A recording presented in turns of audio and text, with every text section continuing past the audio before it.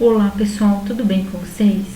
Eu sou a professora Rebeca, darei continuidade à série de ligações químicas falando sobre ligações metálicas.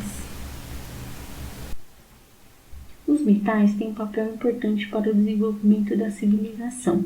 A história antiga é normalmente dividida em idade da pedra, bronze e ferro, de acordo com as ferramentas que eram utilizadas em cada época.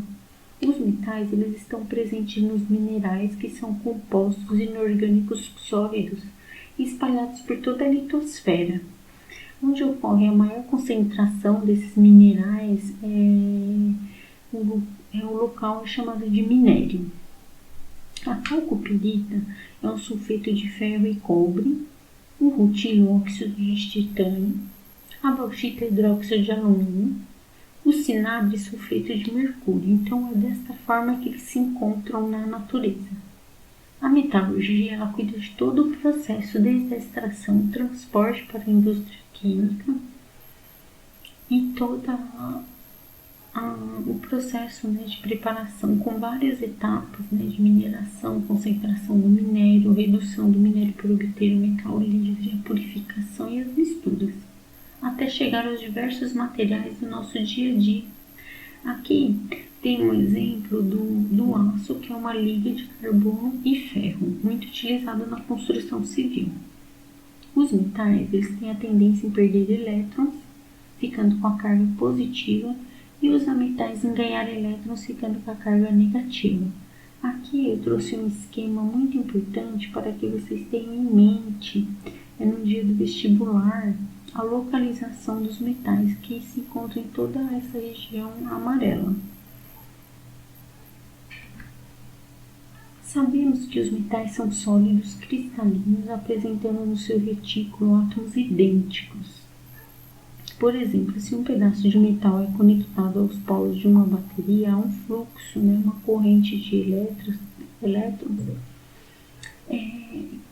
sugerindo a presença desses elétrons livres, que eles podem ser movimentados e assim acendendo a luz, a lâmpada. Os elétrons que se movimentam são aqueles da última camada de valência.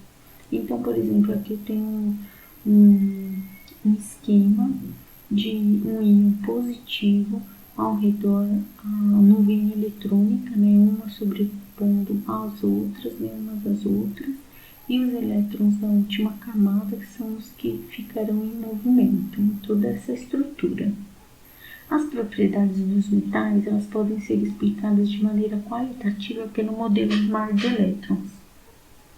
Por exemplo, aqui tem uma carga positiva fixa e o que estará em movimento são apenas os elétrons da última camada, e eles se movimentam em toda a estrutura, nenhum fica localizado em apenas uma esfera.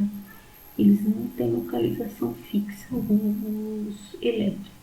Esse modelo ele explica bem a maleabilidade, a condutividade térmica e elétrica dos metais. Mas esse modelo de elétrons não explica o alto ponto de fusão, de ebulição e a dureza. Para explicar melhor essas outras propriedades, existe um outro modelo de orbital molecular que é visto só em nível superior. O sólido, os metais eles são sólidos em temperatura ambiente, com exceção do mercúrio. Os sólidos eles são mantidos por aquela alta densidade de elétrons livres, mostrado aqui nessa animação. Eles são bons condutores térmicos. Por exemplo, se você aquece uma extremidade de uma barra de um metal, rapidamente a outra extremidade também estará bem quente devido à boa condutividade térmica. Um exemplo aqui é a panela, que aquece rapidamente o alimento, e eles são bons condutores de eletricidade, conforme eu falei no exemplo anterior, um pedaço de sódio metálico conectado aos polos de uma bateria, os elétrons livres serão ordenados e a lâmpada se acende. As propriedades também, muito importante, uma propriedade muito importante é o elevado ponto de fusão. Por exemplo, aqui a água, a 0 graus Celsius. No caso, o alumínio 660 aproximadamente, né, graus Celsius, representado aqui por essa figura. O ferro 1534 graus Celsius, representado aqui. E o tungstênio 3.403 aproximadamente graus Celsius. Filamento muito utilizado em microscópios eletrônicos pela sua resistência. Um brilho metálico característico, por exemplo, aqui a galena é um sulfeto de chumbo, muito bonito, inclusive brilhante. E a fluorita, que é um cristal iônico opaco. Alta densidade também. Aqui, por exemplo, um mercúrio 13,5 gramas por centímetros cúbicos. E a água, por exemplo, 1. Nessa imagem tem um parafuso flutuando em um mercúrio líquido, um pouco de mercúrio líquido, e logo abaixo a moeda de ferro também. Eles são maleáveis, pode se transformar em lâminas com muita facilidade. Por exemplo, nessa imagem, né, você com uma força externa vai modificar aqueles átomos, deformar. Só que os elétrons, eles se acomodam rapidamente, então impedindo que a estrutura se quebre. Então, por isso que eles são muito maleáveis. São dúcteis, podem ser transformados em fios também. Essas propriedades indicam que os átomos são capazes de deslizar uns aos outros. Ligas metálicas. Então, a liga metálica ela é uma mistura de 2 ou mais metais, né? Mas pode também ser misturado a metal também e semimetal, mas é mais predominante os metais mesmo. Então, para ser fabricado, então, tem essa mistura. Pelo resfriamento, eles vão se solidificar. Algumas ligas importantes, por exemplo, o ouro 18 quilates, que tem ouro, prata e cobre. Ele é muito mais fácil de trabalhar do que, por exemplo, o ouro 24 quilates, que é puro.